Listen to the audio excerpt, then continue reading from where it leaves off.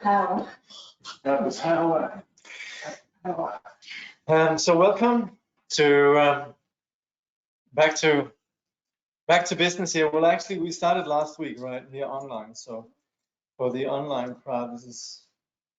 But yeah, we've had a bit of interruptions, and certainly up here at the Panchasisha, this is the first time we're doing it since quite a while. Right? It's been a month or something. But anyway, it's very nice to be back here. And we're going to go straight into our text. Somebody's asking about the my wallpaper there. Apparently it's somewhere up in Scotland. Some beautiful glen in Scotland. I'll give you the full experience. Here you go. That's what it looks like. Yeah. So I'm just going to go over what we presently are looking at, and these are what we call object-determined factors. Now, we as Buddhist practitioners, just like if you're working in the garden, you're going to need to know something about the earth. You're going to need know something about growing. You need to know something about the various methodologies involved in growing. You're going to need to know something about the plants, etc. In the Buddhist path, we're about the mind, and this is very different from what we normally deal with, because normally we actually don't really. The mind just happens. It's just sitting there in the background. We don't even think about it. As Buddhists, however, we recognize that confusion originates in the mind, our narrow-mindedness originates in the mind, our kleshas originate in the mind, and hence the mind is something that we're onto. We are actually attentive to what's happening in the mind, and we also recognize this is not going to be just something that we're going to get over just sort of like that. And this is where it's confusing when Buddhism gets labeled as religion, because we're used to, in our culture, once you sign up as a believer in a particular system, well, that's kind of it. You're just like, you start having all the, the pictures and the decor and the things like that, and you identify yourself as belonging to this particular denomination and all of that. Actually, in Buddhism, we don't care too much about that. But what we do in the Buddhist teaching is actually we are onto what's happening with the mind. So that's really where the work lies, and that's very different from anything that we're used to. It requires sustained application and attention and awareness of why exactly are we doing this? What are we doing? What is it we're working with? What is the purpose of the methods that we're engaging? And also, what is the material we're working with? And that's where the awareness of what's the material is what the Abhidharma explains.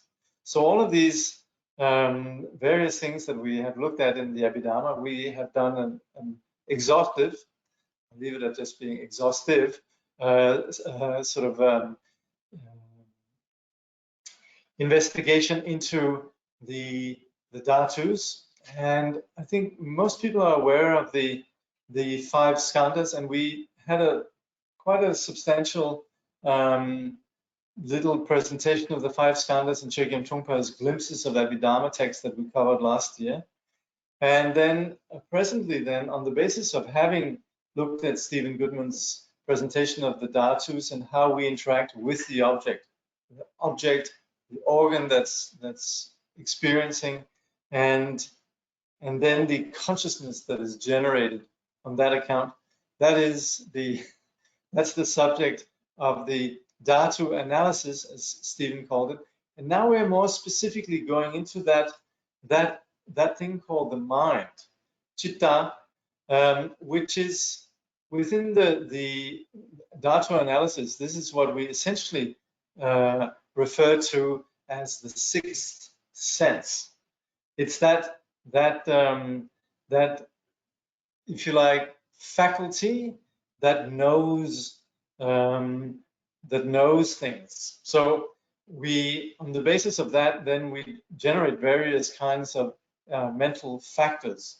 So we've looked at last time we've looked at the ever-present mental factors. And now we're looking at object-determined factors. And I should say that the factors that we're looking at, the mental factors that we're discussing, these are particularly aimed at our path. So particularly here with the object-determined factors, last time we had quite an extensive discussion on the value of recollection or mindfulness, smriti or dhamma in Tibetan, and on the basis of intention and interest.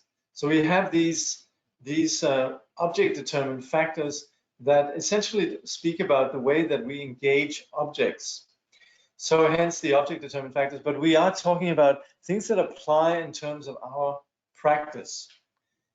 So, so I'm going to go to the text then, where Steven continues the discussion here. So we're presently in the, if I'm not wrong, we're still in the section on the recollection, inspection, which essentially, oddly enough, is what we call mindfulness. I don't know why Steven didn't use that word, but he's referring to two works that really deal with the Abhidharma material, which are what we call Gateway of Knowledge and Mind in Buddhist Psychology. So, so he's using these words, but essentially what we're talking about is just the good old mindfulness. And what is mindfulness? Well, mindfulness is that quality of awareness that is focused without distraction on an object. So when we're meditating, we usually notice that we're distracted. So that which we would like to not be distracted from is mindfulness. Mindfulness is when we're on the object. We generally distinguish between two aspects with what we call mindfulness and awareness. And it's the awareness that knows when we're not mindful. So awareness is kind of just sort of has the overall picture, but it's mindfulness that is that quality that when we're not distracted. So we want to be mindful when we're threading a needle, when we're handling heavy machinery, when we're driving and so forth. And we are actually humbly aware of how we actually are mindless. We're surprisingly mindless. If anybody would wonder, how did we ever get into confusion? Well, we just have to identify our recurring phenomenon of mindlessness. We're mindless to an extraordinary degree. We can drive across a heavy trafficked sort of, metropolis without being mindful, thinking of all sorts of things. And we go about life continually just being wrapped up in mindless distraction, thoughts, one thought that leads after another. So this present discussion about mindfulness is incredibly relevant for what we're doing in terms of the Buddhist path, for sure, but also in general, just for us handling ourselves in life, trying not to, like Trinity Noble Rinpoche says, my grandfather of mindfulness needs to watch the spoiled brat of my mind to save it from disaster. So mindfulness is really something that's rather crucial in our existence. So here Steven then continues, this factor of inspection, again meaning mindfulness, also has another meaning, one that seems rather different from the technical definition of mindfulness as it is usually understood. This other sense of mindfulness is what is termed memory. This is really interesting. Mindfulness is that sharpness, right? But we also notice how our sharpness has a lot to do with our ability to remember things. And our sort of mindlessness has a lot to do with our inability to remember things. So very closely linked to mindfulness is this whole issue of memory. So Steven continues, we say that someone has a good memory or has a poor memory. What does that mean? This same factor of inspection accounts for both the capacity to bring into present experience something that occurred in the past and the ability to stay with it. Okay, so we have, you could say, a presence of mind that enables us to remember what happened. You know, I mean, it's one of these funny things that I don't know if you have it, I have it regularly. Somebody asks me, what did you do today, or what did you do yesterday? And it's incredible how you actually already have forgotten what you did yesterday, if somebody asks me, what did you do in, 1985? I'll say, oh, yeah, I did all of this, and this, Somebody asked me what I did yesterday. It's like, gone. So this sharpness of mindfulness has this quality of memory. And of course, it's also that sharpness which really constitutes what we mean with, being here now, being present, and being mindful. So a person who has a bad memory cannot so easily select and bring into present experience something that has previously occurred, as we just discussed. The Buddhists, as psychologists, made the following claim, which is amenable to verification, which is the difference between having a good or bad memory is determined by having good or bad mindfulness. That is to say, an indication for one's memory is whether or not one can mindfully stay with a chosen object without getting distracted. You can see how these two come together. You can. Perhaps one of the reasons why we are distracted, why our mindfulness and memory are not so good, is because we choose to forget all the unwholesome actions that we have committed in the past. Well, that's one aspect. That kind of implies that we're almost suppressing things, or that we'd rather not remember things. It might be one of the reasons, but it's one out of many reasons. Anyway, yes, with regards to the negative actions that we have committed in the past, yes, then there is, and this now Steven refers to Vajrasattva practice, which we have in the Vajrayana, but we have actually this practice all over. And it's a practice which in Tibetan is referred to as shakpa, which very often is translated as confession, but which literally in Tibetan means just parting or putting down. And it actually means that if we've identified something that's destructive, neurotic, or whatever, then rather than say, oh, I'm such a bad person, then we just identify that this was really not very helpful, and then determined to not continue that pattern, we put it down. So that's what's implicit in the Buddhist notion of confession. See, very often we think of, and I'm often mentioning this, so bear with me if you've heard me say this before, but we very often, with confession in a modern context, identify this institution of essentially consolidating yourself as a bad person. Of course, it helps if you sort of whip yourself, or sort of do various acts of penance of various kinds, or if you really are, you really have contrition, you're really feeling bad about it. But the implication here is much more just that we've identified that there was something that's just not helpful, neurotic, or whatever we choose to call it. And of course, there's a certain degree of, you could say, there's a certain value-laden understanding that this was, it's a bit more than just completely a neutral thing. Oh, I did something not helpful, I'm not going to do it again. It should definitely come with a sense of regret.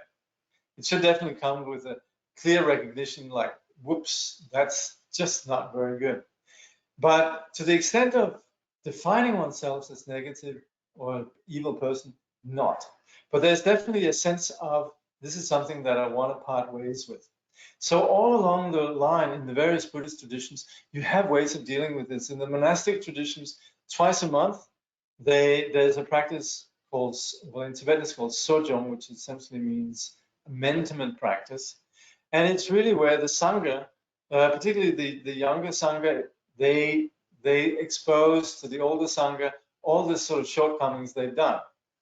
But it's sort of up there with, saying like identifying that I ate some bad food, that's et cetera, et cetera. It's just something that's in a very sort of straightforward way exposed, and something that then where there's a determination not to continue that practice. So that's where also, of course, this comes together with the monastic vows and so forth. But and then, so that's basic to the monastic traditions. In the general Mahayana, there's a similar tradition associated with the 35 Buddhas, And then there is in the Vajrayana tradition then the practice of Vajrasattva. And those who are familiar with works like works that deal with Nundro, the tantric preliminary practice, you'll be very familiar with this practice of Vajrasattva. So Steven says, in fact, in Tibetan Buddhist Vajrayana tradition, there's a very powerful way of bringing to the surface and then vanishing to another place all the past accumulations of unwholesome karmic activity. It's known as the practice of Vajrasattva. The practice of bringing to the surface and then acknowledging such unwholesome past actions is said to cleanse and purify our mental continuum.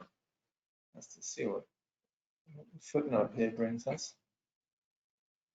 A Tibetan Buddhist teacher once said that when he was confronted with the task of memorizing many pages of Tibetan text, he found that when he did Vajrasattva practice, his capacity to remember, his capacity to memorize increased. Aha, okay. There's several benefits associated with Vajrasattva practice. And there's actually, as far as this, you can say the notion of negative actions in the past goes, the teachers would always make a point saying negative actions committed in the past, they have one quality, and that is that they're purifiable. So there's never any notion that there's some sort of like inexpiable, unpardonable negative action. So of course we have a lot about what happened in the past. In this modern culture, there's an enormous amount of attention about what happened in the past, and that's where it's really helpful for the modern person to recognize this very important point, really, that there's not a single negative action that cannot be purified. So now Steven continues. Now we can see that inspection, recollection, mindfulness, or memory are different ways of talking about the same function, which is the capacity to stay with whatever is chosen as an object of focus. So again, this is the very familiar phenomenon of mindfulness, the sustaining presence.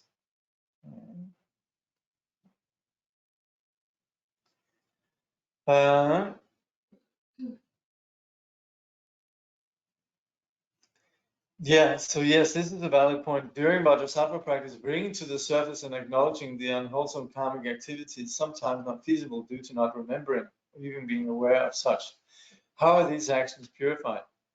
That's a good point, and there's a lot of reason to be a little bit worried, because who knows what we've gotten up to in the past. I mean, we could have all been all sorts of despots and tyrants and dreadful persons, and, you know, so that's where we actually have that sense of we actually don't know, and we just say whatever negative actions I've done in the past, and then just, you could say, leave the check open.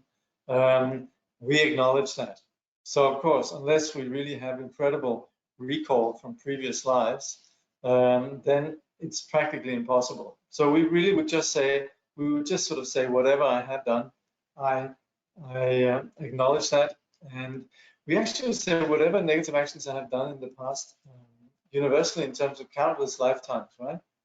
So, and of course, also in this life, there might be plenty of things that we don't know, include actually just walking in the green grass. We're inevitably will walk in the grass, and we're inevitably going to be crushing little creatures all sorts of ways, you know? Try and look at the Jain tradition in India. You know how they would say even from breathing, you actually could damage beings. So when they're drinking water, they have a particular filter, and they always wear masks. And it's not that they're worried about the pollution of COVID. It's actually just from not harming beings that you might come into your nasal or nasal, into your nose and your mouth. So so there's a lot of inevitable negative actions that we do, of course, associated even with eating, right? I mean, you know, not only meat eaters, but also when us eating vegetables, same thing. There's inevitably there's all sorts of harm happening in terms of just the gardening and even the transport. Paul Rinpoche actually, he would say, you know, if you think of the tea because Tibetans, they drink tea and would say, oh yeah, well, that's harmless, right? Well, actually, you know, growing of the tea, all the sort of the animals that are killed in that process, the harvesting of the tea, the exploitation of the people who are harvesting it, then the transportation, and all the sort of the evil that goes into the profiting of the business when you're selling the product, etc., etc., etc. So there's hardly anything actually that's not connected with one sort of negative karma or another. So this is not necessarily to paint a sort of a bleak picture, but it's more just to say, inevitably, we're going to have this situation where there are negative actions that we're just not aware of. Yeah? When you speak of mindfulness, I always think about it's a matter of being able to become present, and I've always thought that memory hijacks the present. But in what Steven's saying, it sort of doesn't work like that. My understanding of mindfulness is actually really being here, but remembering is sort of taking you back somewhere else out of it. Yeah. Could you explain that? Yeah, so the question is, doesn't it happen that our mindfulness gets hijacked by memories? And that's actually mindlessness. When we're mindful and then all of a sudden we're sitting and remembering, it's not that we're training our memory particularly, it's just that we're distracted. So that's distraction. So that's not necessarily something that helps our memory. It's just distraction that we're for example, when we're meditating, right, then we're thinking about what happened in the past, etc. That's mindlessness. Stephen was talking about good memory. Yeah, exactly. So that kind of distraction of just thinking about what happened in the past, that's not what helps good memory. Being present without being distracted and mindless, that helps memory. And that means that when we're learning, when we're applying memory in the present, for example, let's say we need to learn something by heart or we need to remember something. If we practice mindfulness, then our ability to remember things will be much enhanced. So just the sort of mindless distraction that when memories come up and we sort of tag along with them, that's not really mindfulness. And the neuroscience would agree with that in terms of this focus and then the memory, because they distinguish between short-term memory and long-term memory. And so for the brain to take something that just happened as short-term and move it into long-term, it has to have a significance, either a strong emotional reaction or some way in which you're feeling very responding to the event. So the hippocampus will then provide the machinery for that memory to be stored as long-term. Okay. So by focusing on something, you're probably generating intense interest and thereby activating the machinery to put it in long-term interest. So that makes sense. Okay. So this is confirmed also from the side of neuroscience with basically the mechanisms that you can say transform short-term memory into long-term memory. As long as there's something felt to be significant about the experience, which is more likely to be true when you're attending to it, you'll find something significant about it. Okay. And it's a useful way for the brain to sort of discard anything not useful that happens, not overload your brain. As long as there's something in it that seems significant, it stores it. Okay. So of course I should have a mic that I can sort of hand around here, but the upshot of this is the more attention we put into a particular short-term memory is something that then consolidates the sort of it being layered, or it sort of embeds itself. It gets stored as long-term. Yeah. Just one quick comment on the memory though. It seems like when you have a big story about something, that's often when you can really, it becomes a strong memory for you. But if you just start having a little bit of trouble with that idea that just by being present to something, you're going to remember it. I feel like you can still be present, but then not value it that much, and not sort of rehash it in your mind. And make it and have that sort of sharp memory. I think the implication here is simply just because this is more of a discussion in terms of the comment from the side of neuroscience, but in terms of what we're discussing here, we're more just saying that the mind's sharpness is enhanced by mindfulness. And that's where then the ability to retain, that is enhanced. But there is a difference between what we're calling memory here as the capacity to retain something and just the distracted, you could say, perpetuation of narratives, which very often happens when we're sort of, yes, we do, it does sort of embed itself to a deeper extent, but it's also very much just in a realm of, you could say, distracted, rumination, right? Yeah. The term good memory sort of implies that it was a more accurate recollection of what actually happened, and that may not necessarily be true. Yes, that too. Yeah, we could very well have memories of sorts without them necessarily being what was on the spot.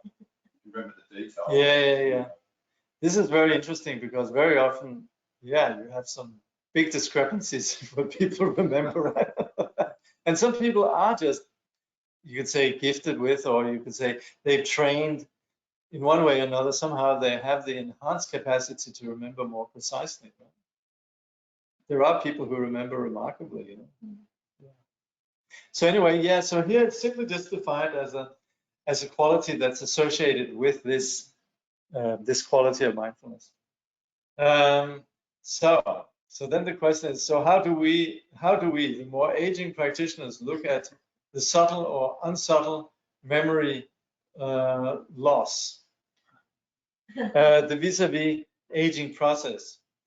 The sages seem to have great memory, but we are still on the path. This is a sad state of affairs.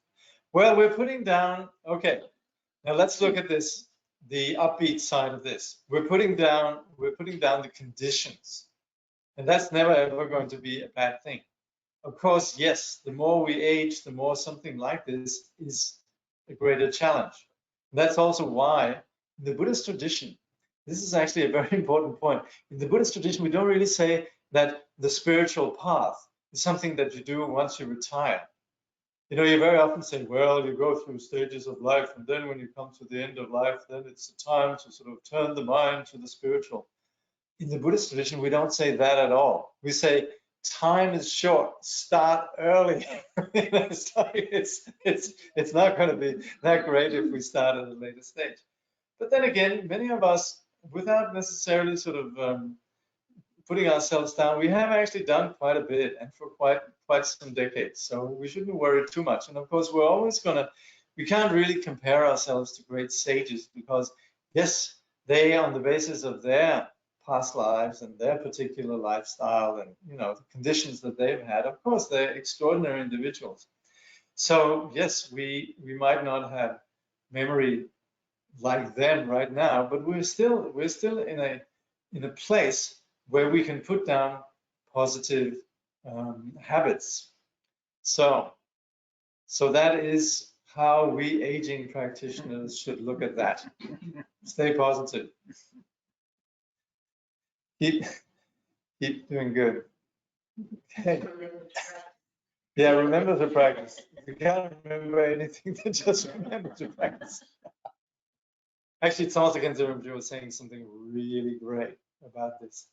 He was saying, even if you can't practice perfectly, to just think, I should practice more, and to almost be sort of haunted and dogged by this sort of feeling, I should practice more. That in itself has tremendous value. So I think it sounds like we're on the right track here. I think the Dalai Lama said you should meditate an hour a day. If you haven't got time to do it an hour a day, you should do 2 hours. Okay, there's some good input. So this is a quote from the Dalai Lama. So yes, so if you're thinking, gosh, I don't have an hour to practice every day. If you think that, then what should you do? You should practice 2 hours. There you go. So that's the Dalai Lama. So that's great, because that would add up to an even stronger feeling like I should be doing more practice. Okay, so this really concludes this short but not insignificant discussion on mindfulness. And this, of course, is a huge topic. Now, the next is then samadhi, tingenzin, concentration or intense concentration. This, of course, is this whole thing around what we then refer to as meditation. Mindfulness is you could say the tool, and samadhi is really then this state, this condition in which we sustain then a continuity. So that deepens our focus, and it's a state of focus which we then refer to as samadhi. So, and also sometimes we would refer to what we call the three trainings, which really is something that sums up the Noble Eightfold Path, which has to do with ethics, concentration, and wisdom. So ethics is the lifestyle. That's being a good person. The second is going behind just the behavior of that good person and actually cultivating sanity of mind. And that's what we then refer to as concentration or samadhi. And then the final one is what comes out of this, namely the refined essence of mind's actual clarity, which is then prajna. And we're going to look at that. So the present topic here, samadhi, Steven says, we come to factor 4. Okay, let's just look at them factors again. Okay, here they are. So we have, first was intention, interest, then interest and intensified interest. And then we've just completed recollection, inspection, or what we generally say mindfulness. And we're now looking at samadhi, concentration or intense concentration. Okay, so he says we come to factor 4 samadhi, which which is rendered by the gateway of knowledge as concentration, and by mind and Buddhist psychology as intense concentration. It's defined as being able to have the mind singly fixed. This refers to the well-known notion of one-pointedness in Buddhist texts. It is a single-minded concentration. If we can do this, its function is to support or right, ameliorate, correct, if you like, cognition. According to Buddhist traditions, if we want to see things as they are, we have to go into deep and precise focusing, deep and precise concentration. So this essentially is what we do when we meditate. This is what lay people would do. This is what sages would do. This is what people all across the board do in the Buddhist tradition. And it's not because they're going into some particular state. It's more just this condition of clarifying consciousness. So it's about being able to not just retreat into a place that's sort of some sort of ultimate comfort zone, but really clarifying our mind so that we see things clearly. Right now we're hallucinating. Somebody was asking, what's the point of our whole existence? Since, you know, universes come into being and then they go out of being, and the whole sort of cycle endlessly that we have in terms of, you know, the apparent phenomena, our existence, the universe, our being, our life, etc. What's the point? Well, the point is that we're actually, sorry to have to say this, but we're hallucinating. We're delusional. We're not really seeing straight. And the Buddha's breakthrough was really seeing straight, was actually discovering what actually is reality. And the wonderful thing about what the Buddha had to say was the Buddha didn't come back after the breakthrough and say there's absolutely nothing there, you know. It's rather the Buddha discovered that innate to our basic disposition is a lack of confusion and a complete clarity in which the display of phenomena and mind itself exists as a luminous quality of bliss, if you like.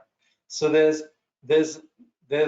you could say a natural disposition which has been veiled, and as a result, we then project onto the field of our experience a dualistic way in which we solidify phenomena that then is what we experience as the world, we then experience as ourselves, our identity, and the phenomenal world.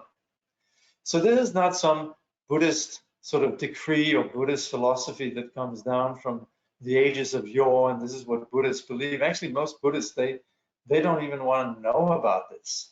They just want to sit down and meditate and sort of chant some mantras together and groove along.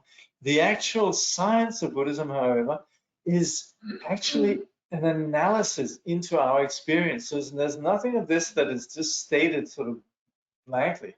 It's really something that if we investigate the nature of our own mind, we'll see that our mind innately is free from confusion. And this is what we discover on the basis of practicing meditation, on the basis of samadhi. It's actually connecting with what is there. So we don't have to rely on scripture or sort of hearsay or whatever.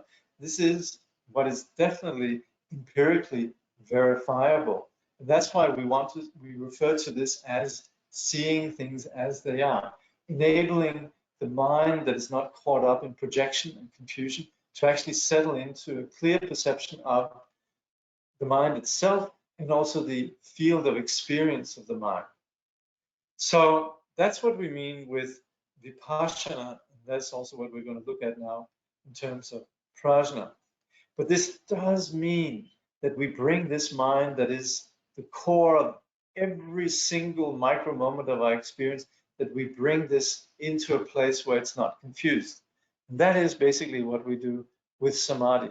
And hence people who practice samadhi, they're awfully nice and they're awfully clear and they're awfully sort of like, you could say they represent everything we'd like to be. We might struggle with our confusion and our afflicted mind, etc. And that's why it's terribly nice to run into someone like the Dalai Lama or a meditator or a sage or just people who have practiced samadhi. They're actually very nice and easy to get along with, and they generally represent everything we'd like to be. So that's where samadhi is definitely a good thing. So Steven continues, it doesn't mean thinking hard about something. Yeah, this is very often, I remember in Lismore actually, once we were sitting in the Japan gallery and meditating, and some people sort of walked in, and then they sort of saw us sitting there, and then they came out, and there was one of us who had just been to the bathroom, and they came out saying, oh, they're sitting in there pondering how to save the world. If only, if only we had, but we were actually just meditating. But of course, when people, even in Western vernacular, the term meditation, like you have it like Descartes' meditations, right? It's like pondering something, you think about something. And that seems to be generally the Western perception of how to get to the bottom of things, is that you sit there like Rodin's, the thinker, and you really just ponder hard, And actually, we don't do that in meditation. This is not going to help the mind. So this is where there's of course, you could think intelligently about things, and that's all very well, but very often the way that we think about mind is incredibly sort of repetitive and unimaginative, uncreative, and it's definitely aided by if we do practice samadhi or if we do practice meditation. So Steven says it means rather than thinking, bringing the entire working of the mind, laser-like, to a very precise capacity to focus. This is what allows a full and correct awareness to emerge. Now, of course, here, when we talk about samadhi, and Steven is definitely justified in using the term laser-like, because it is very precise in that it doesn't allow for distraction. But on the other hand, we need to also remember it's also something that effectively, when we're practicing samadhi, it's not something we do in terms of being incredibly forceful. This is where this middle way in terms of meditation applies, where we would say neither too loose nor too tight. It's really finding a fine middle ground of just sustaining a gentle presence, which does not succumb to distraction. So that's where the Buddha gave some instruction to one of the students who was complaining about his meditation, and his name was Shauna, and he used to play the vina or the sarangi or sitar, I don't know which, and the Buddha then said to him, when you used to play your instrument, did the strings, should they be very tight or very loose? And he says, no, neither too tight nor too loose. And the Buddha said, exactly, that's how you should sustain your meditation. So regarding samadhi then, Steven says a common translation for this is meditation. Meditation here doesn't mean some vague sense of being calm or spacious. It means being able to bring the mind to a very precise focus so that we can see what's going on as it goes on. Again, this doesn't mean that we begin to sort of get all caught up in rumination, but it means just that we see it, observe it, without necessarily manipulating it, just letting things be. So that is where we sustain mindfulness as a, you could say, as a method for achieving samadhi. He says you can see that, in a way, all of these factors are moving to an even more focused and precise focusing. We can learn to apply that to any object whatsoever, any object that we might want to focus on.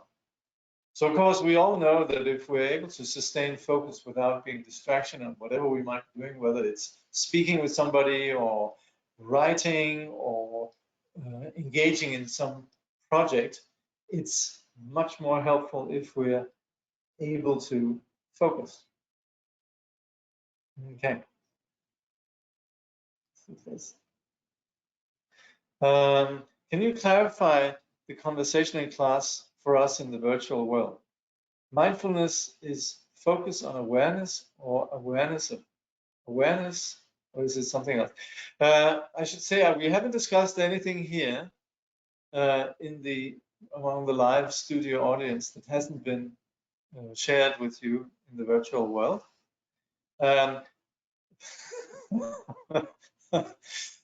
to clear myself here. But yes, mindfulness is focus on awareness or awareness of no. Before I was just saying we have these two qualities when we're discussing being proactive in terms of mindfulness. So there's two elements to that really. One is the mindfulness that is not distracted. So essentially, mindfulness is the opposite of mindlessness. It's being focused on something. Now, awareness is that knowing whether we were mindful or mindless. So you could say mindfulness is being there, and awareness is just knowing whether or not we were present or not present, whether we were mindful or not mindful. So these two go together really in terms of our sustaining what we call shamatha or calm abiding. As we work with these two, the mindfulness and awareness, they go together. Yeah. Okay. Now here there's a remarkable short discussion really of what is an enormously important topic, prajna. Now the reason why it's short here, I'm speculating, is because here we're just talking in terms of mental factors. The whole topic of discriminating awareness is essentially where we become wiser. We could say we can become wiser because we have a ground of wisdom that's innate to us. But in terms of our journey out of confusion, we could definitely talk about cultivating wisdom or cultivating insight. And it's this insight which is associated with vipassana. You could say prajna is the subjective quality of insight that has greater insight, a greater vista. And that greater vista, you could say, beginning to understand reality. That understanding of reality we call vipassana, greater seeing. But it is really this quality of us, on the basis of what we just looked at, these attention, the enhanced attention, mindfulness, and samadhi, that we arrive at a place where the mind is just not so easily fooled, where the mind has this quality of wisdom. And this is not wisdom in the sense of remembering all the right quotes or having read a lot or storing a lot of data or whatever. It really is just the sharpness that is not confused. So it's something that we naturally have. It's what we naturally have when we're rested, when we're not stressed, when the mind is clear, at that time, it's not as if we all of a sudden we remember lots of data and the wisdom consists of all the data we remember. It's just that clarity itself. So this quality of clarity is something that we essentially cultivate on the basis of these 5 object-determined factors, or the 4 preceding object-determined factors. These are really what become the foundations for us becoming wise. Wise in the sense of just being sharper or having that quality of discernment, appreciative discrimination. And discrimination here, by the way, doesn't mean that we're judgmental and we're discriminating. It just means that we can discern things clearly. We know the salt from the sugar, etc. So Steven says, now we come to the 5th object-determined factor, prajna, which I have translated here as discernment,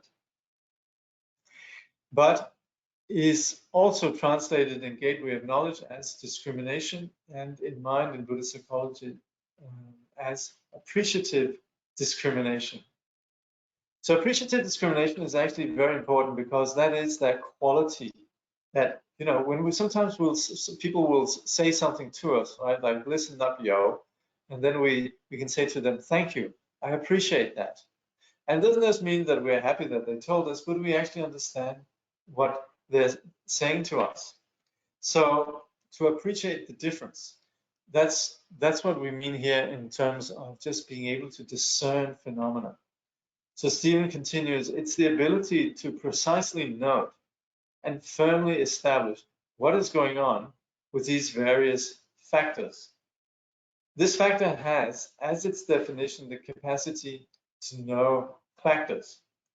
Of course, it has capacity to know a lot of things, but also, of course, knowing what's going on in the mind. And Steven continues, and its function. So it has the capacity to know factors and its function. And this, again, is function in terms of us practicing the path. All these different object-determined factors we're studying here really are what's helping us in terms of our journey. So he says the function of prajna is to cut through any sense of confusion or doubt regarding the nature of the factors. So overall, prajna is this capacity to cut through confusion. So it doesn't really matter if we have the data or not. It's more just that we're a clear person. So we might actually, I remember I actually had a friend of mine. He was brought up in Western Tibet. He was very bright, but he was brought up as a nomad in Western Tibet. And I knew him after he came out of Tibet. He came out when he was very young, but I knew him in the 70s. And yeah, he had been living in Nepal for about a decade or a little bit more. And he was translated for Chakti Rinpoche. His name was Nguru. And he's just very bright, but not in a kind of a loud way, like having a lot to say. He's just quiet, intelligent. He went to the States and he learned programming. He became a programmer in California and he became incredibly successful. And last I ran into him, unfortunately he died very young, but I ran into him in the 90s. And at that point, he was such a successful programmer. He had made an enormous amount of money. And had just been over in Virginia on the East Coast and buying up a huge chunk of land together with his wife. But you know, you think, gosh, this is a kid, a nomad, out of, you know, Western Tibet, who spent his first 10 years or more just running around, you know, barefoot, tending sheep, you know, or yaks or whatever. So and you so often see this with people who have this sort of quality, this clarity. You throw them into any context, and yes, they might not know the details right away, but they very quickly navigate. So that's where you can say prajna has nothing to do with the accumulation of knowledge as such, but it's just this this clarity. And that clarity, interestingly, it actually comes from fluidity. It's when you could say the object of this vipassana, the object of this clarity, is actually seeing what we call dependent arising. It's not getting stuck on things as being in one way or another, but essentially remaining with an open, fluid appreciation of what's happening. That enables us to not get tunnel vision into things where we get very sort of stuck on things and we hold them as being absolute. But if we can understand how things actually are continually shifting, and actually exist on the basis of a number of causes and conditions, we're never really stuck with reality being one way or another. And that clarity means that we don't get sucked in to our particular ways of solidifying things, and as a result also we don't react to things in the same way. So it is actually the place in which the mind remains supple and soft, very open, very sensitive, and above all sustains this clarity. So prajna is immensely important really in our journey. Okay, see if there's questions. Back to memory. Okay. You haven't forgotten at least. Okay. So as long as we can recollect the Guru and his teachings, we're practicing devotion, and that's a plus. There you go. Hold on to that. That's all you need to remember.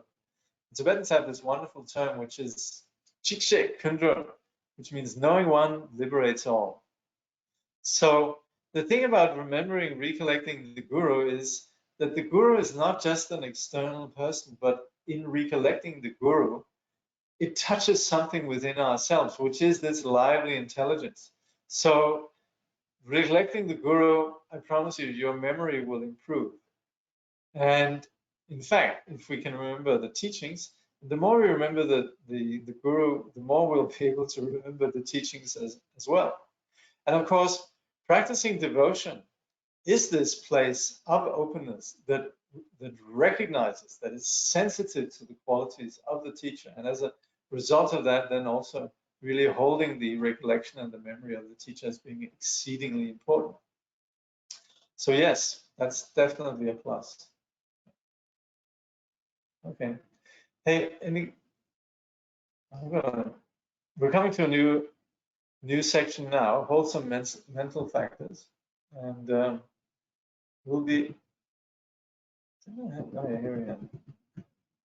So I think there's 7 of them. I'll just verify that.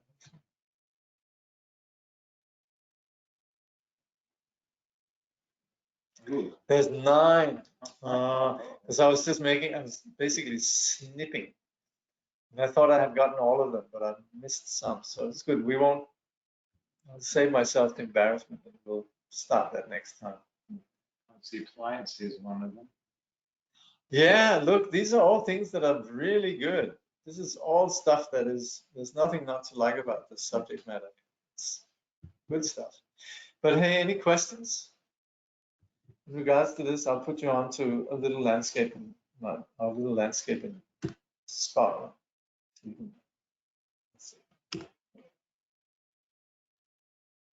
No. You had a wonderful waterfall last week. So There you go. How's that? Okay.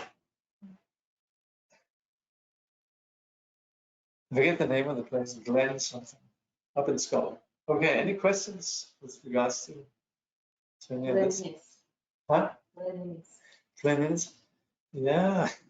It's just up the road. Yeah. So, any questions? If not, we can take an extra 5-minute break here. Huh? We can catch up with friends. Oh, sorry. Quick question. Yeah. Like, someone was interested in learning to memorize a text. Would you have any suggestions for a beginner, like with a text? That would be a good one to practice Yeah, yeah. memorizing? Well, you know, somebody's asking here, what would be a good advice for somebody who would like to start practicing memorizing?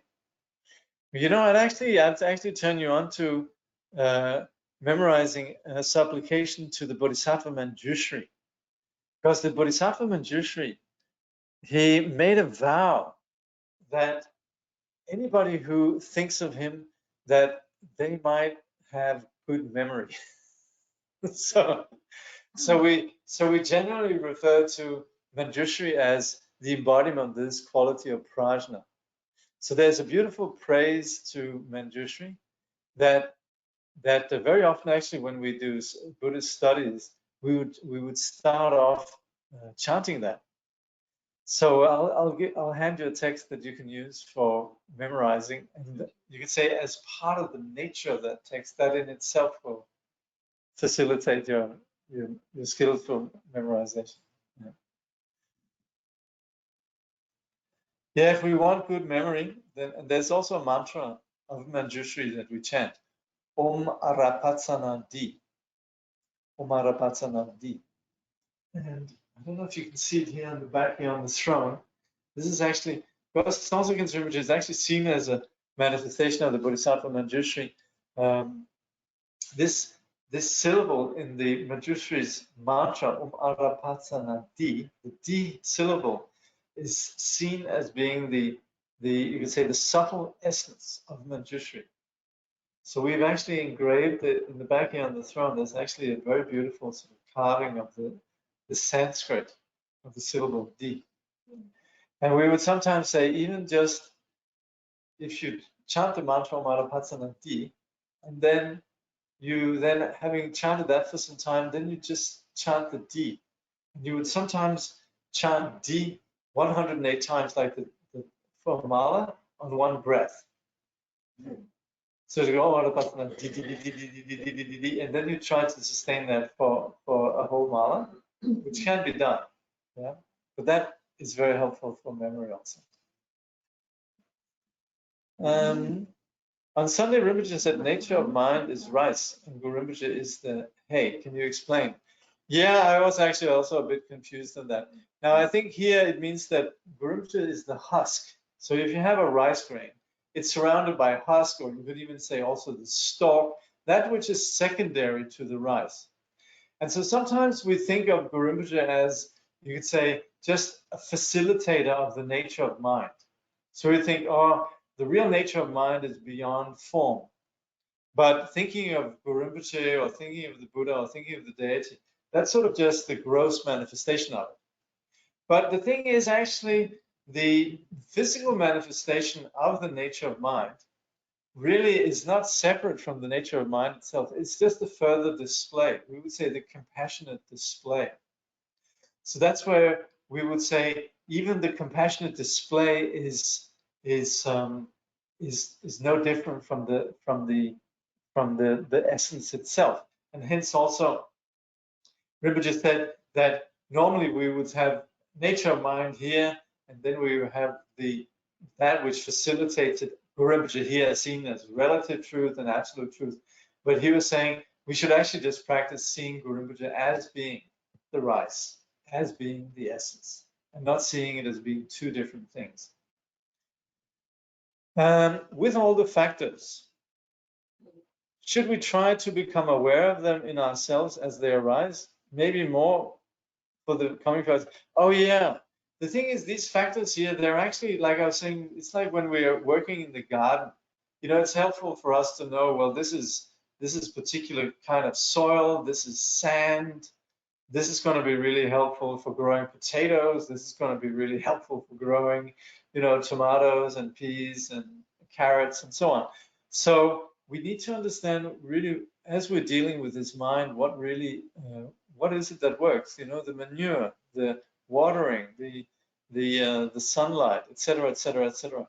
So we're working with all these factors. We're getting our hands dirty with this, with the soil of the mind. So we should definitely familiarize ourselves with them. It comes naturally, and I mean, we might, if we're practitioners, we might, of course, we're dealing with them, but this is really just being able to sort of map what it is we're dealing with. The map is not the territory, but then again, it's helpful to have some way of understanding the context and how things work together. Okay, we'll conclude at this point.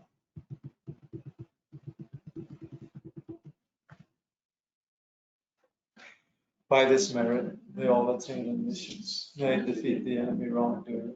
From the stormy waves of birth, old age, sickness, and death, from the ocean of samsara, may all beings be free.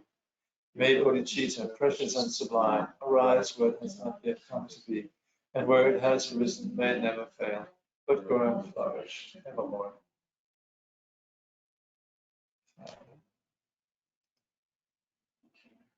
Okay.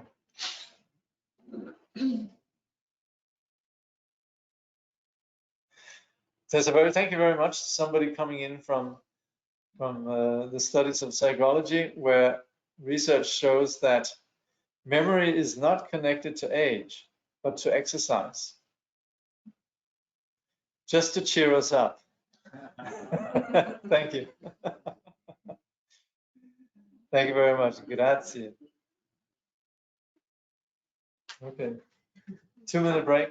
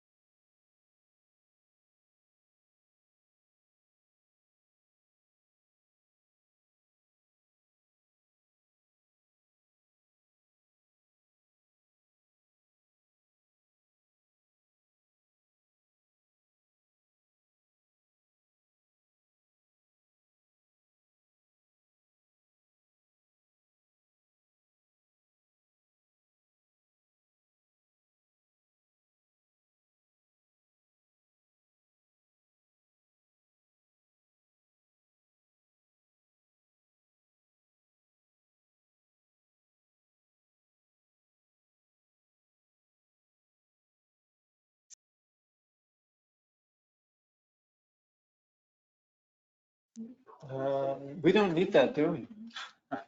No. That's for the virtual audience. That's for the virtual audience. Let's see here. Do you want to switch it on?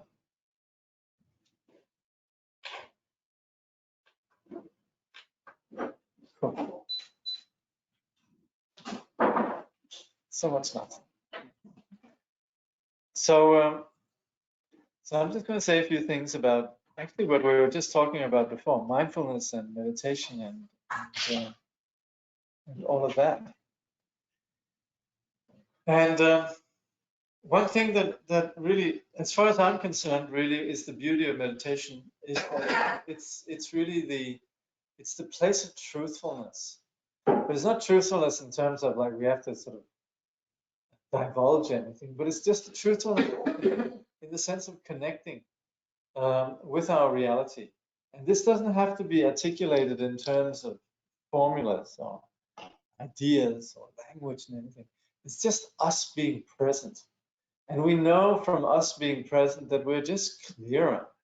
When we're caught up and entangled in worry and stress and reflections, etc., we don't function very well. We might think that, you know, when we're stressed, then we think, I'm going to power on here. And that's where things get far worse, right?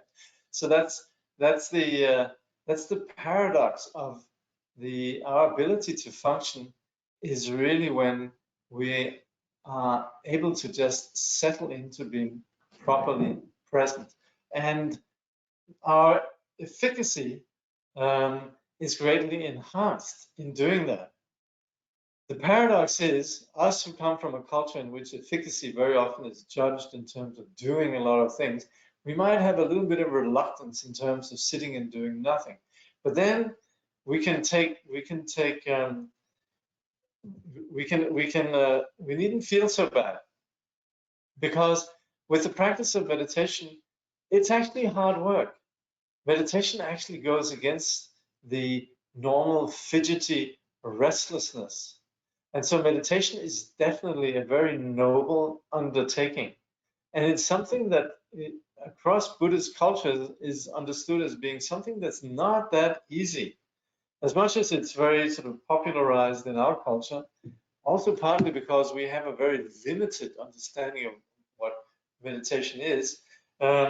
Meditation really is, in Buddhist cultures, understood as something that's requires a fair bit of background and certainly good instruction and a really clear understanding. Just to sort of sit down and sort of, you know, go into some sort of trance-like state is not necessarily really what is the purpose of meditation. Meditation really, particularly then from a Buddhist perspective, is really us connecting to what is real. And the good thing about it is also we don't need to, it's not a mystery that's hidden behind something. It's really a question about us just being properly present, as corny or as domestic or pedestrian as the method of just coming back to the breath might sound. It actually is what connects us with presence, simply from the point of view that it's where we avoid the entanglement in our ordinary daydreams, our ordinary ruminations, our ordinary narratives that keep perpetuating confusion. So us actually breaking out of that is extremely helpful. It's extremely honest, and it's never about building up some particular state. Of course, we can refer to this in terms of a state of samadhi, a state of one kind or another. We can refer to it as we like, in that it is something that is different from the absent-mindedness and the mindlessness that we normally are immersed in. But it is, strangely enough, these confused states which really are the particular zones, and we're actually just breaking through that. We're breaking out of our absorptions. We're normally absorbed in our narratives. We're normally absorbed in our various confused conditions. And meditation is actually breaking out of these absorptions. It's actually coming back to being present. So we intuitively, naturally have an understanding of what we're doing with meditation. It's really more sometimes language can get in the way, and we sort of expect meditation to be a very sort of another state, really. And we like to think, oh, that state is going to be so blissful, and I'm not going to have any thoughts, and I'm going to be a transformed person or whatever. And then, of course, it's very disappointing because we sit down and there we are, and we're the same old that we've always been. But at the same time, it's radically different, because this is a place where we discontinue our ordinary stream of confusion. And that's where, again, like I said, as the pedestrian as it might sound, this coming back to the breath is extremely vitally important, in that it is actually what anchors us in being connected to being present. So this quality sustaining presence, which we recognize at any given moment. It's not as if the idea of presence is alien to us, but to sustain presence into the next moment, where normally we would say, oh yeah, presence, be here now, sounds cool. And what's for lunch? I wonder what's in the fridge. And I need to clean the fridge, by the way. And where is that cleaning device that I had, etc., etc. Our thoughts just, they carry us away. And that is where this quality of mindfulness is sustained by having an object that we come back to, namely the breath. So that's where we have presence. And then thanks to the breath, then we have presence in the next moment too. And then sustaining the attention to the breath, then in the third moment, we have presence. And that's where actually we begin to build up a continuity that we can call it a zone if we like, but it is really just then what we could talk about as the dawn of samadhi. This is where we cut through the ordinary mindless absorption into our thoughts or perceptions or whatever, and we sustain presence from this moment into the next, into the next, into the next. And we do this on the basis of coming back to the breath. We don't do it on the basis of thinking, wonder what meditation is like, or wonder what it would be like to have this, or wonder this, or wonder that. It is just the act of coming back to the breath, coming back to the breath, coming back to the breath, moment from moment. And as we do that, the ordinary fixation on thoughts sheds all the fascination with our memories and our worries and our various styles of absorption in psychological material. It just falls away because we're not paying attention to it.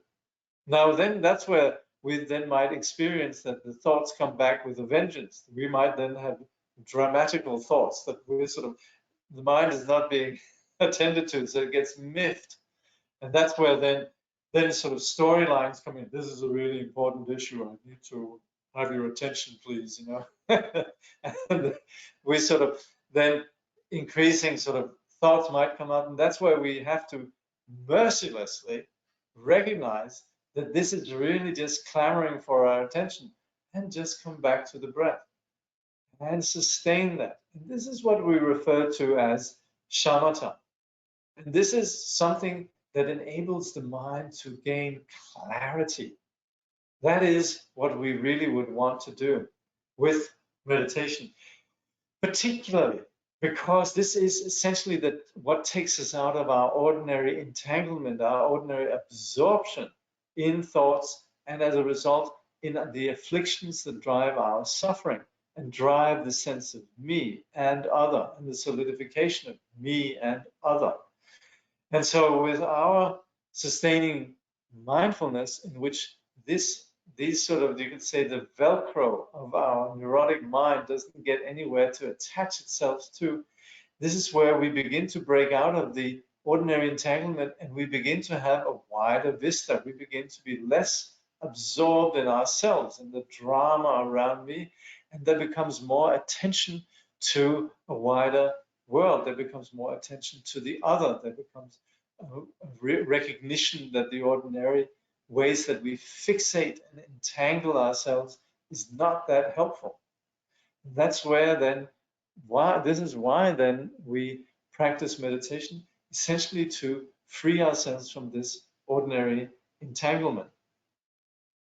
So the way that we do this, in case you have never heard this before, this is on the basis of 3 aspects of technique, which is sitting.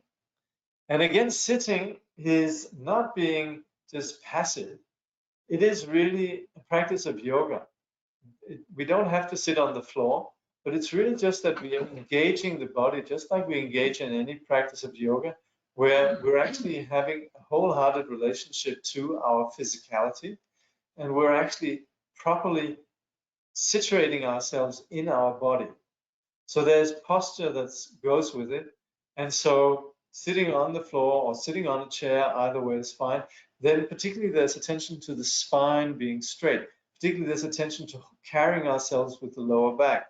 Taking the shoulders back, taking the chin in slightly, lowering the gaze, relaxing the jaw, and then hands on the knees or in the lap, whichever is more convenient. And that's how we sit while we meditate. Doesn't mean that we are rigidly sitting there, but it's more just that this is where we actually sit and connect with our physicality. If we need to move or adjust, that's fine, but essentially we are practicing not moving. This provides for a framework of physical calm. And with that, then, we sustain psychological calm. And this is then where we do this on the basis of mindfulness of the breath. So as we're sitting, then the attention, which normally is flittering all over and going after one object after the other, this we place on the out-breath. So we sustain mindfulness on the basis of being aware of the out-breath. This is where we look. This is what we're paying attention to. We don't care about what we're thinking about. We don't care about anything really. We're aware of what's going on. We're aware of what we're thinking, etc., etc. But our attention goes to this out-breath. So as we're sitting, then we're aware that our breath goes out from the nostrils. If we need to, of course, it can also go out from the mouth. We leave the mouth slightly open when we're meditating.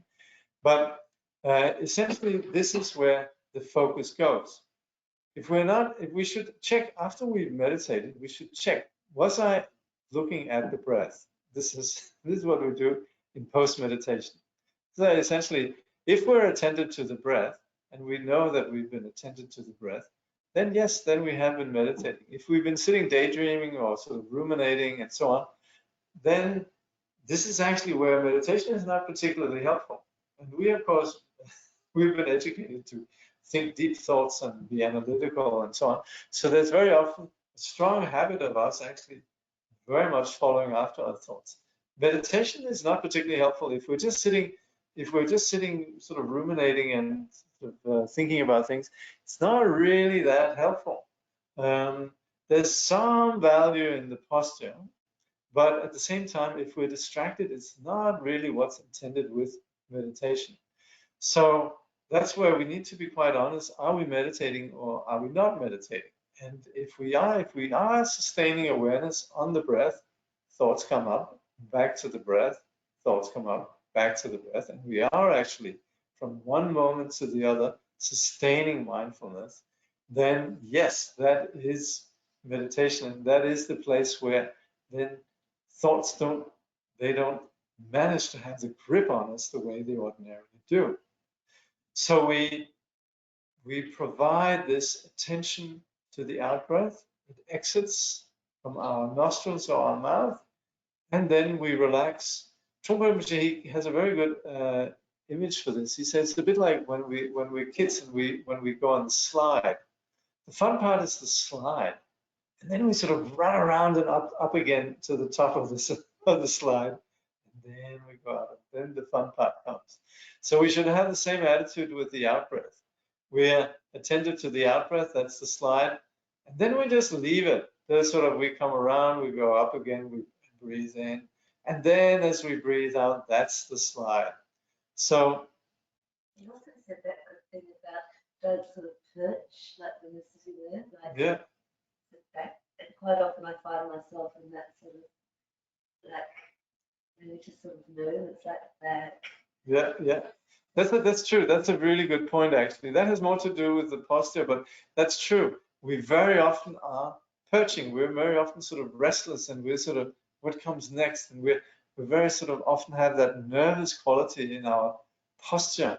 And so actually to just sit rather than perch is really a valuable point in terms of when we're meditating. Yeah, we're sitting, not perching. That's right. So with these two aspects, one is the posture, and the other is the breath, the mindfulness of breath. Then, as far as the psychological material goes, then of course it will be the same thoughts that we always have. But at the same time, we don't actually, we're not mindlessly absorbed, and we don't actually need to develop a particular strategy with regards to what happens in the mind. We don't need to think, oh, no, I'm meditating or something like that. It's just that we know what's happening in our mind, and yet what we're doing with our attention is bringing it back to the breath. So that's where the thoughts will arise. We're perfectly aware of them, whatever they might be. Shopping thoughts, murderous thoughts, horny thoughts, business schemes, countless thoughts of all sorts inevitably come up, and we're just aware of them, and we come back to the breath. So there's not really as if we think, what should I do with this thought, or delicious thought, or whatever. It's more just that we're coming back to awareness of the breath, and we're sustaining that quality of mindfulness. So that's where Trungpa has this acronym that he says CCL, couldn't care less. And that's, of course, radically different from us, who very often are sort of trained to think in terms of, ooh, this thought, ooh, that thought, or this memory, or that sort of plan, or whatever. And that all is fine in post-meditation. It's not as if we need to sort of all of a sudden let everything slide, but it's more that while we're meditating, we're giving ourselves this break. We're giving ourselves this space. We're allowing actually the sanity that we know, that we naturally possess. We're allowing this to actually emerge, to manifest. And we don't need it from anywhere else. It's something that we naturally possess. So we do this on the basis of this technique then. What is very helpful is to create a particular atmosphere. And that's where very often we find ourselves. For example, we're reading something by the Dalai Lama or Chögyam Trungpa or Songtse Khyentse Rinpoche or Charlie Rinpoche. Then we very often find ourselves sort of inspired. And this is why very often in the Buddhist traditions we begin a meditation session with something that inspires us. Of course, we might, sort of coming from the West, have a very intellectual approach to this in which we like to read something. But there's something which is much more powerful, and that is just thinking of the presence of somebody. Like, for example, we think of His Holiness the Dalai Lama, or we think of our teacher. And this actually is the practice of recollecting the Buddha. So here in this present context, we recollect Buddha Shakyamuni. And there's a very beautiful devotional liturgy that goes with that, really to set the mood for something that's taking place is really extraordinary. We might sort of like to associate the practice of meditation with psychological language, or you could say scientific language, and so on. But it actually is something that touches on something that's deeply sacred. Just like, for example, if we're in love, you know, we probably are not we're not going to describe our condition of love to the one we love in terms of the chemical processes that are taking place, you know, within us. We're probably going to sort of, you could say, articulate it in rather flowery and beautiful poetic language, right? And so likewise also, the quality of wisdom is also communicated in the language that we employ in this particular practice called the Treasury of Blessings. So the Treasury of Blessings actually, it has really three parts. One is the initial section, which is the practice of taking refuge in the Buddha, Dharma, Sangha, and then the developing of the intention. And that's the first part. Taking refuge in the Buddha doesn't mean that we commit to a particular Indian who lived 2,500 years ago, but we commit to the Buddha from the point of view of the Buddha being uncompromising in terms of getting to the bottom of things. So the Buddha representing enlightenment really represents not just a temporary solution in terms of getting over our ills and pains, but really getting to the bottom of things. So that we would say the Buddha then represents the truth, and his teaching, the Dharma, the application of this truth, the Sangha, the companions of the path, and those that actually inspire us in terms of traveling on the path.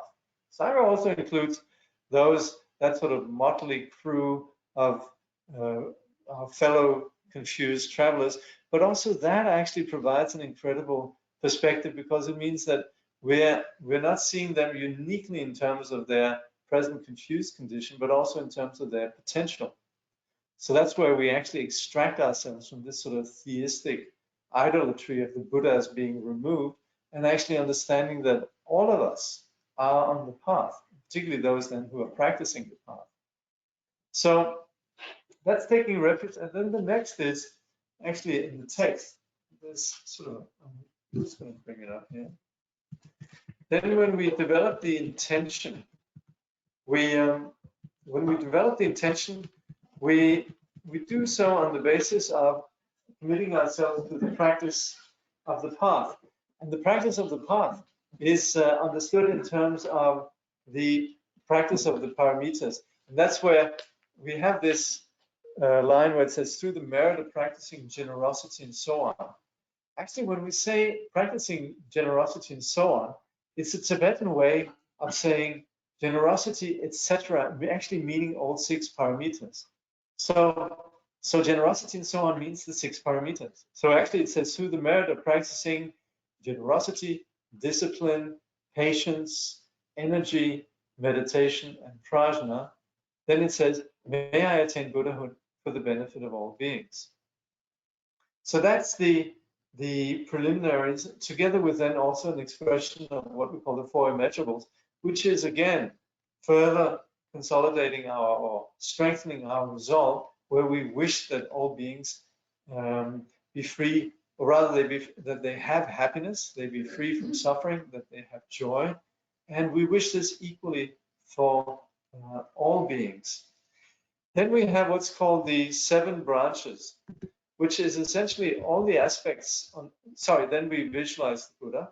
And this is, okay, that was the beginning of the practice, the first of the 3 sections. Then the second section is then where we visualize the Buddha, and essentially, as you see the Buddha on Buddha statues or on tankas or whatever, and they're surrounded by students. And then we have what is known as the 7 branches of puja, or the 7 aspects of 7 aspects of service, which is prostration, offering, and again this thing that we talked about before, confession, which is not confession in the way that we ordinarily understand it as essentially saying I'm a bad person, but rather saying I get caught up in not so helpful patterns, and I intend to just sort of leave that behind. But we do that not just in a neutral way, but with, you could say, intense and heartfelt regret.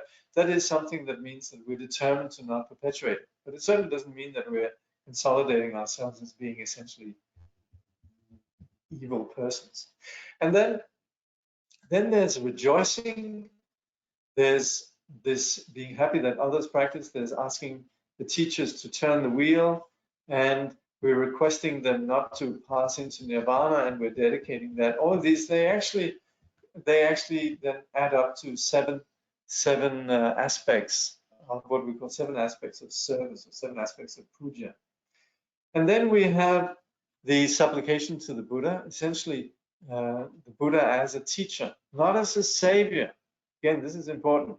As much as this has, you could say, the bhakti flavor of devotion, it doesn't mean that we're going to lay a whole trip on the Buddha and essentially have the Buddha come and save us. It's just acknowledging the role of the Buddha as our refuge and our teacher. Then there is the expression of that. And then there's 2 mantras. One we call a dharani, and the other is actually called a mantra. When we put the Tayata in front, this is something that we have from the Prajna Paramita Sutra, Tayata Muni Muni Mahamune. So it's really just invoking the Buddha, and then in an even shorter form, the Muni mantra. This we recite 100 times, but then following that, and this is then when we come to the main part, whereas actually we say from the Buddha's body there emanates radiant light. And that's where the Buddha, radiating light, dispelling our confusion, we then settle in a condition of non-confusion. That's where we apply what I was just talking about before in terms of meditation practice. So that's where we actually then settle and meditate according to what I was saying before about meditation. We just then sustain then the practice of samadhi. This is a condition in which we're not confused. We proactively sustain mindfulness. We sustain the aspects of shamatha and vipassana, and we practice that. And then we're going to do 15 minutes of sitting, 5 minutes of mindful walking, again 15 minutes of sitting, and then we conclude. So that's what we'll do. Okay. So we'll just take just 1 minute break. If you need to stretch your legs, please do so. And we'll begin.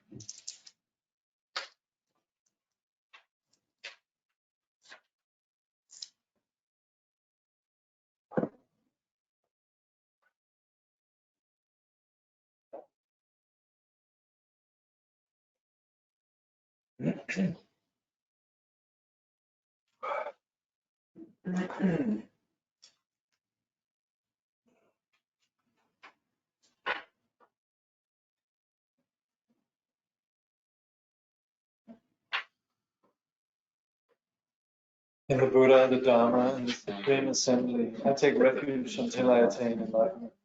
Through the merit of practicing generosity and so on, may I attain Buddhahood for the benefit of all beings. In the Buddha, the Dharma, and the Supreme Assembly, I take refuge until I attain enlightenment. Through the merit of practicing generosity and so on, may I attain Buddhahood for the benefit of all beings. In the Buddha, the Dharma, and the Supreme Assembly, I take refuge until I attain enlightenment. Through the merit of practicing generosity and so on, may I attain Buddhahood for the benefit of all beings. May all sentient beings enjoy happiness and causes of happiness. May they be free from suffering, causes of suffering. May they never be separated from the sacred happiness devoid of suffering. And may they dwell in boundless equanimity that is free from suffering. As the union of unborn emptiness and the ceaseless appearances of interdependence, magically there appears before me in the sky, amidst vast clouds of offerings, on a jewel-lined throne, lotus, sun, and moon disk seats, the incomparable teacher, Lion of the Chakras. His body the color of gold, adorned with major and minor marks, clad in the 3 Dharma robes, he sits in Vajra posture, his right hand gracefully poised in the earth-touching mudra, and his left hand in the gesture of meditation, holding an alms bowl full of nectar. Like a mountain of gold, magnificent, he shines in splendor, spreading beams of wisdom light across the whole expanse of space. The 8 close suns, 16 others in the light, a vast ocean-like retinue of noble beings encircles him all around. Simply think of him and he grants the glory of the highest bliss, liberation from samsara and nirvana, the two extremes. He is the great being, perfect embodiment of every source of refuge. With your great compassion, you embraced this broken and degenerate world and made 500 mighty aspirations. You are as exalted as the white lotus. Whoever hears your name shall never return to samsara. Most compassionate teacher, to you I pay homage. All my own and others' virtues of body, speech, and mind, together with all our possessions, visualized like Samantabhadra's offering clouds, I offer to you. All the harmful actions and transgressions I have committed throughout beginningless time, each and every one I now confess with intense and heartfelt regret. In all virtuous actions of the noble ones and ordinary beings, accumulated throughout the past, present, and future, I rejoice. Turn the wheel of the profound and vast Dharma teaching ceaselessly and in every direction, I pray. Your wisdom body is like space and remains taintless throughout past, present, and future. Yet in the perception of those to be guided, you go through the display of birth and death. Even so, let your form body continue always to appear. Through all the virtues I have accumulated in the past, I am accumulating now, will accumulate in the future, for the sake of benefiting all beings who are as infinite as space. May you, the sovereign of Dharma, be forever pleased, and may all attain to the state of the victorious one, the Lord of Dharma. Living beings like us, adrift in this degenerate age, have no guidance nor protection. Because of your kindness, caring for us with surpassing compassion, every manifestation in this world now of the three jewels. You are then our only refuge, incomparable, supreme. So from our hearts we pray, with total confidence and faith. Do not neglect the promises you made in times gone by, but hold us until we attain enlightenment with your compassion. Supreme Teacher, Bhagavan, Tathagata, Arhat, complete and perfect Buddha, glorious conqueror, Shakyamuni Buddha, to you I pay homage, to you I make offerings, in you I take refuge. Supreme Teacher, Bhagavan, Tathagata, Arhat, complete and perfect Buddha, glorious conqueror, Shakyamuni Buddha, to you I pay homage, to you I make offerings, in you I take refuge. Supreme Teacher, Bhagavan, Tathagata, Arhat, complete and perfect Buddha, glorious conqueror, Shakyamuni Buddha, to you I pay homage, to you I make offerings, in you I take refuge. Teyata Muni Muni Mahamunaya Soha. Teyata Muni Muni Mahamunaya Soha. Teyata Muni Muni Mahamunaya Soha. Teyata Muni Muni Mahamunaya Soha. Jayata Muni Muni Mahamunaya Soha. Jayata Muni Muni Mahamunaya Soha. Jayata Muni Muni Mahamunaya Soha. Om Muni Muni Mahamunaya Soha. Om Muni Muni Mahamunaya Soha. Om Muni Muni Mahamunaya Soha. Om Muni Muni Mahamunaya Soha.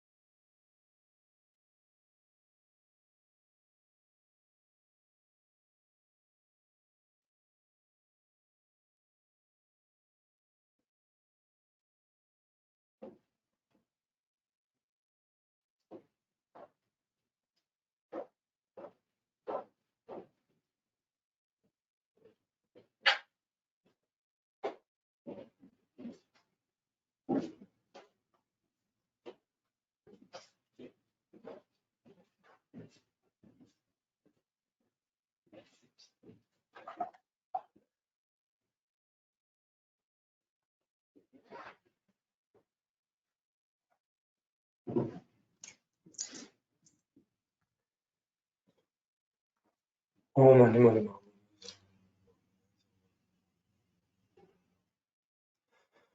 Om Mani Mani Ma. Om Mani Mani Mahamunaya.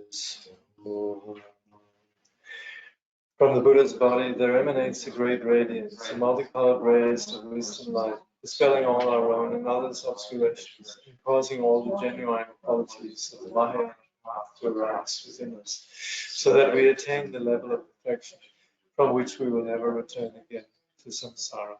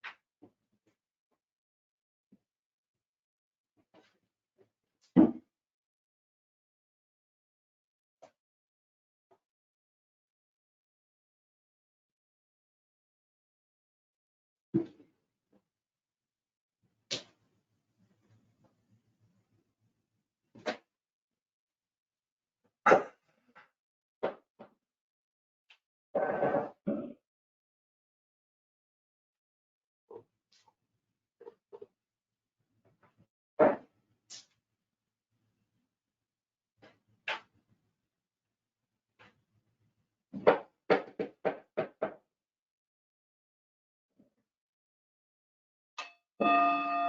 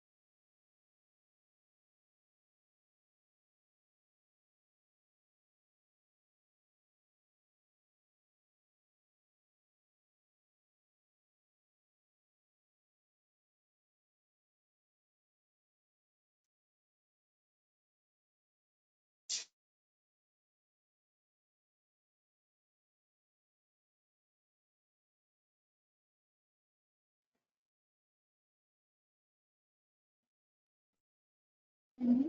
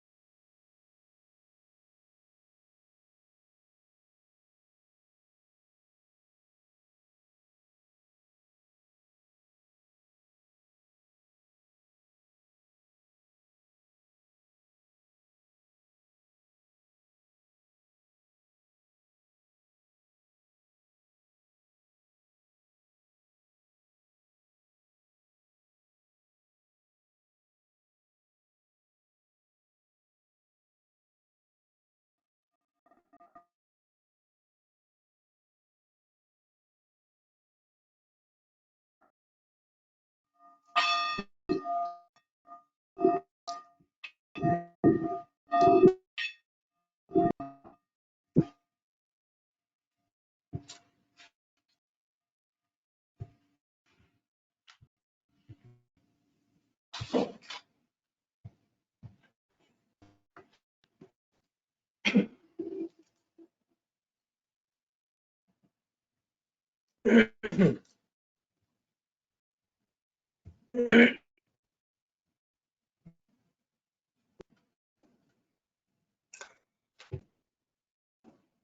miraculous display on possible wisdom is the intention, speech, praise, knowledge, love, all the secret virtue, may all be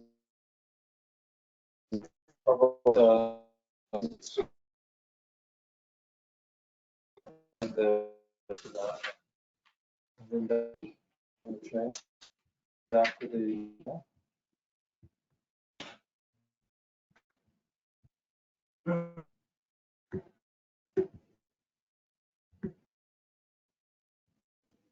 I'll be right back.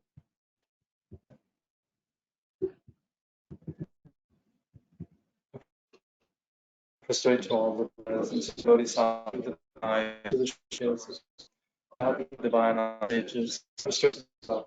I pray to Bodhicitta, which counteracts all lower realms, shows the higher realms, and leads to know whatever negative actions I've done, influence raging on the Buddha's in the midst of the suffering, not more.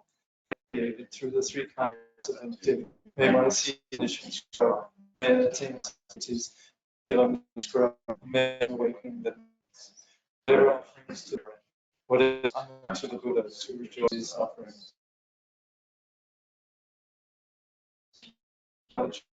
I prostrate all the Buddhas. Rejoice in attain supreme primordial awareness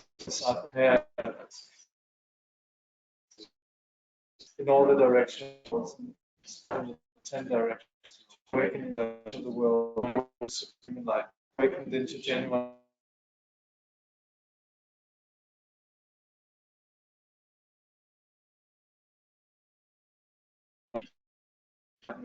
Maras and their horns. Turn the wheel of life, tame them down, living beings may be the sound of the great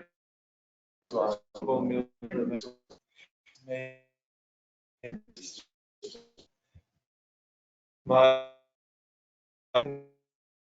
desire, small, intense.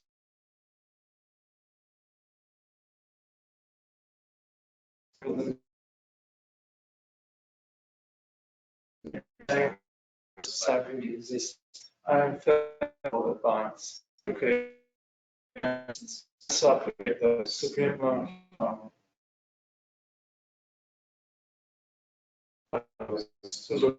and sentient beings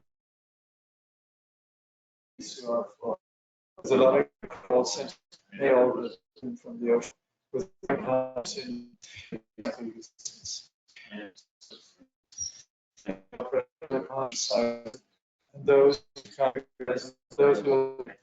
following in their way may six parameters may beings actualize faculties may reach on itself by there is no there's no there are many Dhamma to things.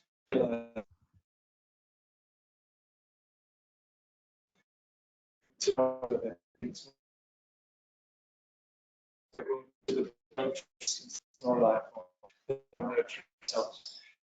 May realize the truth of myself, such as grasping on Jesus right to all sentient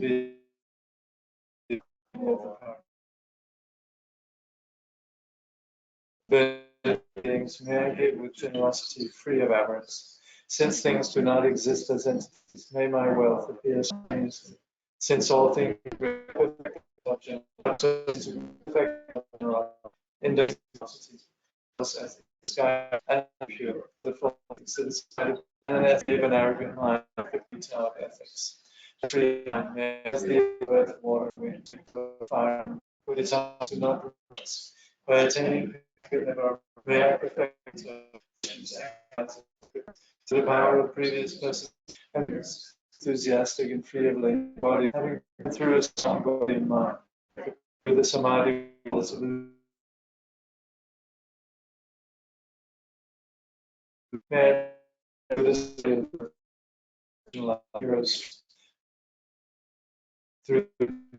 through samadhi, meditative concentration, the equal nature of times and the types of knowing as well.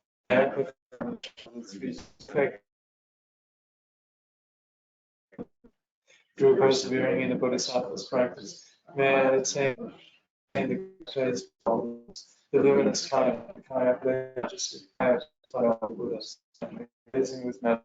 Thus may my intention be for the fame perfectly as desire the stormy waves that we have come to the humble.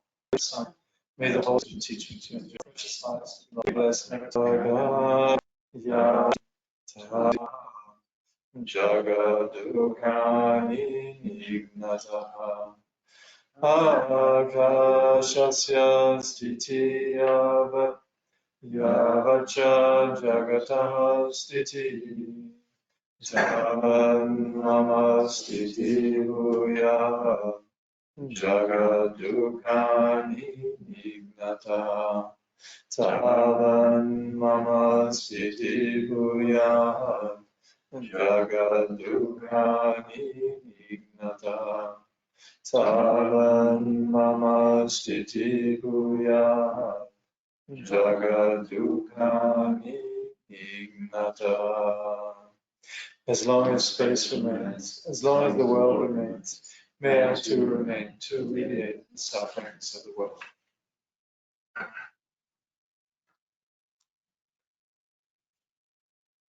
Thank you.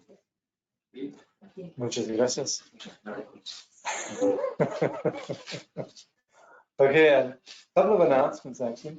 First of all, please, since we're not charging any of this, please remember we work with Dana.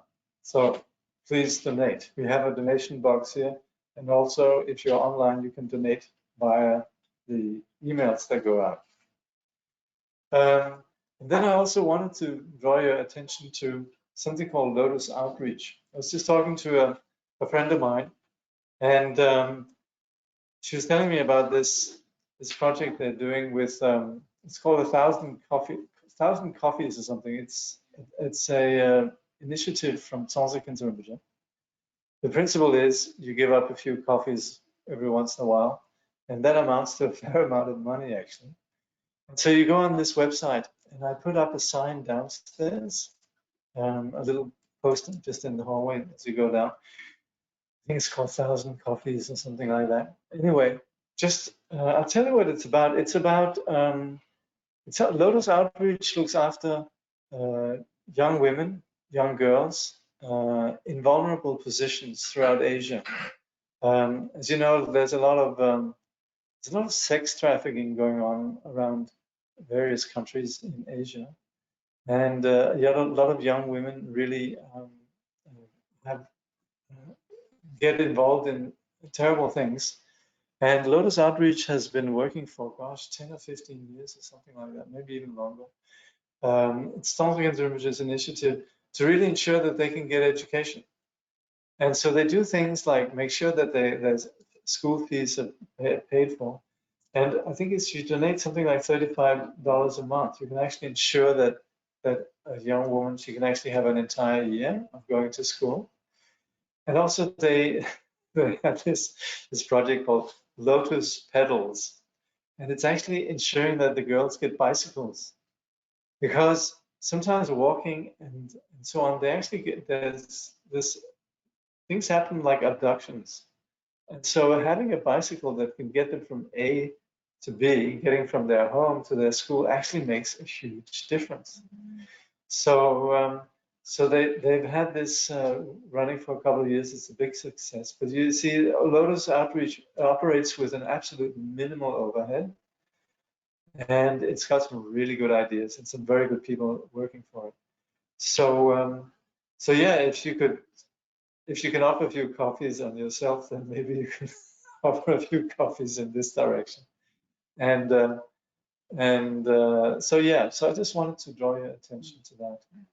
And other than that, I'm sure there's all sorts of other things that should be mentioned, but this is all I can think of right now. So thank you very much for joining us here tonight. Yeah. Thank you.